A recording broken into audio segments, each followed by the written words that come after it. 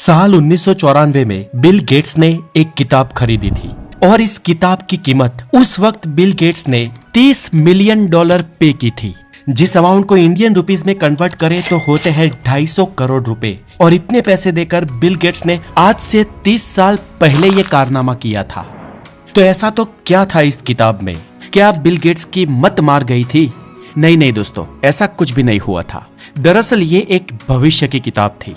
इस किताब का नाम है कोडेक्स लेक्स्टर, जिसे इतिहास के सबसे बड़े जीनियस लियोनार्डो दा विंची ने लिखा था। इस किताब को साल 1506 से साल 1510 के बीच लिखा गया था और आज से 500 साल पहले उस जमाने में लियोनार्डो दा विंची ने इस किताब में भविष्य में होने वाली टेक्नोलॉजी के चित्र बनाए थे, जिसमें भविष्य में होने वाली घटनाओं का भी जिक्र किया था। और ये सब कुछ किसी एस्ट्रोलॉजी के बदौलत नहीं, लेकिन साइंटिफिक तरीके से किया गया था। इस किताब में उस वक्त साइंस, एजुकेशन और टेक्नोलॉजी की वो बातें लिखी गई थी जो आज 500 साल बाद भविष्य में साकार होने वाली थी। बिल गेट्स ने इस बुक के कई सारे पेजेस को विंडोज 95 के मिरर पेज में भी इस्तेमाल किया था और इसका एक छोटा सा डिजिटल वर्जन पूरी दुनिया के लिए पब्लिश कर दिया था। इस व्यक्ति को इस दुनिया में आने वाले सबसे ग्रेटेस्ट इंसानों में से एक माना जाता है। क्यों? क्योंकि यह आदमी सच में जीनियस था। आपको क्या लगता है दोस्तों, कोई एक आदमी कितने विषयों में मास्टर हो सकता है? 2, 4, 6? भाई अगर कोई व्यक्ति 2 में भी मास्टर हो जाए ना तो वो बहुत ज्यादा है। लेकिन लियोनार्डो दा विंची को इतने विषयों में मास्टरी थी जितने विषय तो शायद आज तक स्कूल्स में भी नहीं पढ़ाए जाते। वो एक साइंटिस्ट थे, मैथमेटिशियन थे, पेंटर थे, आर्किटेक्ट थे, स्कल्प्टर थे, इन्वेंटर थे, इंजीनियर थे, राइटर थे, हार्मोनिस्ट थे, एक स्किल्ड मैकेनिस्ट भी थे, एनाटॉमिस्ट थे, जियोलॉजिस्ट थे, एस्ट्रोनॉमी में भी एक्सपर्ट थे, बोटनिशियन और हिस्टोरियन भी थे। इन सभी विषयों पर लियोनार्डो दा विंची की मास्टरी थी। लेकिन एक्चुअल में वो कौन थे?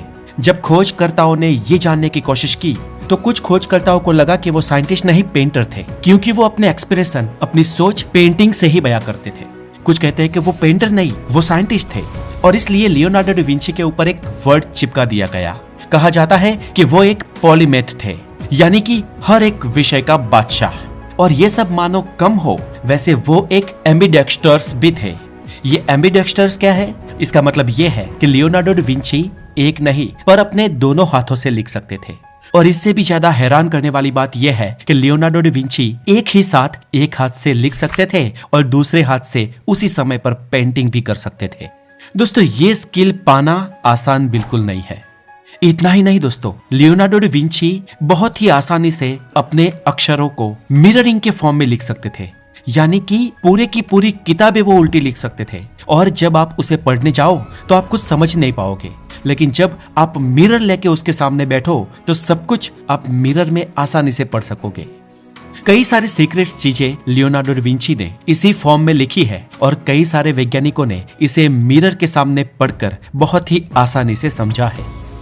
दोस्तों कुछ लोग कहते हैं कि वो ऐसे मिरर राइटिंग इसलिए लिखते थे ताकि वो कुछ चीजें उस समय के दौर में गूढ़ रखना चाहते थे। लेकिन कई साइंटिस्ट का ये मानना है कि उन्होंने ऐसी मिररिंग में कई सारी बातें लिखी है जो बहुत सीक्रेट भी नहीं थी। मतलब कि उनका ये मानना है कि दा विंची मिररिंग में इसलिए लिखते थे क्योंकि उनको ऐसा ही लिखना आसान पड़ता था। दोस्तों आपको बता दूं कि लियोनार्डो दा विंची की जीनियसनेस का आप इस बात से अंदाजा लगा दो कि उस समय उन्होंने इंसान की बॉडी के 240 स्केचेस बनाए थे, जिस जमाने में एक्सरे नाम की कोई मशीन या कोई टेक्नोलॉजी भी नहीं थी। और उन्होंने बनाए ये सभी स्केचेस हमने जब एक्सरे आने के बाद जाना तो हमारी ह्यूमन बॉडी से सेम टू सेम मैच करते हैं। कहा जाता है कि वो ह्यूमन बॉडी के पार्ट्स को समझने के लिए रात को कब्रिस्तान जाकर मुर्दों को उठा लेते थे और उनको अपनी लैब में ले जाकर स्टडी करते थे। माना जाता है कि उन्होंने ऐसे 30 लाशों को कब्रिस्तान से खोलकर स्टडी की थी। इससे शॉकिंग सुनना चाहते हैं? आप इस फोटो को देखिए। यह है इटली का वेनिस शहर, जिसके बारे में हमने इससे पहले हमारी प्रीवियस वीडियो बनाई है। उसी वेनिस शहर की ये आज के जमाने की सैटेलाइट से ली गई इमेज है। और ये देखो, ये स्केच है 16th सेंचुरी में लियोनार्डो ने बनाया वेनिस शहर का नक्शा। उस जमाने में कोई सैटेलाइट ही नहीं हुआ करता था। फिर भी लियोनार्डो दा विंची ने वेनिस शहर में घूमकर वहां की गलियों को परखकर एक ऐसा स्केच उस जमाने में तैयार किया जो ये बता रहा था कि अगर अंतरिक्ष में से इस शहर को देखा जाए तो ये ऐसा ही दिखेगा। और आज ऐसा ही दिखता है।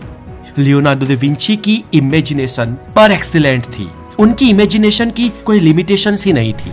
इतना ही नहीं, लियोनार्डो दा विंची ने टैंक्स का जो चित्र बनाया था, जो डिजाइन बनाई थी, उसके ही ऊपर से आज के आधुनिक टैंक्स बने हैं। और जिस हेलीकॉप्टर की खोज साल 1930 में हुई थी, उसका स्केच 16th सेंचुरी में लियोनार्डो दा विंची ने ऑलरेडी बना लिया था। हम आज मानते हैं कि सेबेस्टियन लेनॉर्ड ने पैरासूट की खोज की थी, लेकिन पैरासूट की जैसी कोई चीज लेकर उड़ने का एक स्केच लियोनार्डो दा विंची ने 400 साल पहले ही बना दिया था। लियोनार्डो दा विंची ने ऐसे तो कई सारे प्रोजेक्ट्स पर काम किया है और कई सारी आधुनिक जमाने की चीजों को उस समय ड्रॉ कर लिया था, और ये ड्राइंग भी उन्होंने पार्ट वाइज सूक्ष्म तरीके से डिटेलिंग में की थी। लेकिन उनकी लाइफ का जो सबसे बड़ा प्रोजेक्ट था, वो जैसे कि हम सब जानते हैं, मोनालिसा था। मोनालिसा की पेंटिंग बनाने में लियोनार्डो दा विंची ने अपने जीवन के 14 साल खर्च किए थे, और कहते हैं कि ये पेंटिंग उन्होंने कुछ कुछ जगहों पर तो इंसानी बालों से भी छोटे ब्रश का इस्तेमाल करके बनाई थी। ये पेंटिंग आज इसलिए वर्ल्ड फेमस और प्राइसलेस है क्योंकि इसमें क्या एक्सप्रेशन है वो आज तक कोई बयां ही नहीं कर पाया। इस पेंटिंग को हर एक्सप्रेशन से देखा जा सकता है, और इस पेंटिंग में कई सारे गुड रहस्य भी है। दोस्तों, आज भले ही हम लियोनार्डो दा विंची को एक परफेक्शनिस्ट के रूप में जानते हैं, लेकिन वो एक प्रोकास्टिनेटर थे। माना जाता है कि वो अपने काम में कई बार टाल मटोल करते थे, डिले करते थे, और यही वजह है कि उनकी बहुत सारी पेंटिंग्स, राइटिंग्स और इन्वेंशन अनफिनिश्ड रह गए हैं, जिनको वो पूरा ही नहीं कर पाए। अब दोस्तों, आपको एक इंटरेस्टिंग फैक्ट बताता हूँ। लियोनार्डो दा विंची की पेंटिंग्स और उनके कारनामे के बारे में तो आपने जान लिया, लेकिन क्या आपको पता है कि उनकी पहली पेंटिंग क्या थी? तो दोस्तों, ये रही वो पेंटिंग। इस ड्राइंग का नाम है अर्नो वैली, और इसे 1473 में बनाया गया था। ये लियोनार्डो दा विंची की सबसे पहली पेंटिंग थी।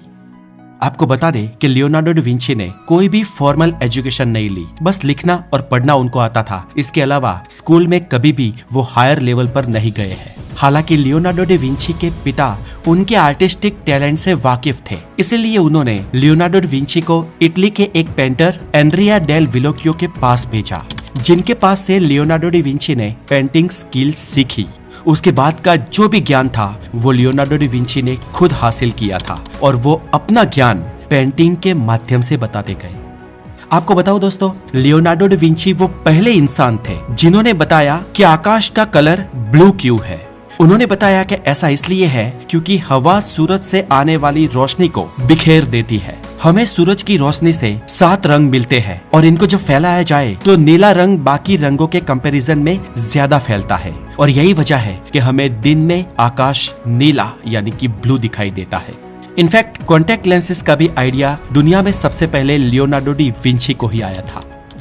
अब दोस्तों, उनके नाम की बात करें तो लियोनार्डो दा विंची, उसमें दा विंची उनका कोई सरनेम नहीं है। हाँ, उनका नाम लियोनार्डो है, लेकिन दा विंची इटली का एक शहर है जहाँ लियोनार्डो पैदा हुए थे। दा विंची का मतलब होता है ऑफ विंची। इटालियन में ड को ऑफ के रूप में ही इस्तेमाल किया जाता है, इसलिए जो विंची का हो वो ऑफ विंची। अब अगर आप उनका रियल नाम जानना चाहते हैं तो उनका पूरा नाम था लियोनार्डो डी सेरपेरो। तो दोस्तों, दा विंची के बारे में जुड़ी ये बातें आपको कैसी लगी मुझे कमेंट में जरूर बताएं, और बने रहे द नॉलेज के साथ। अपना बहुत सारा ध्यान रखें। Have a wonderful day, take care.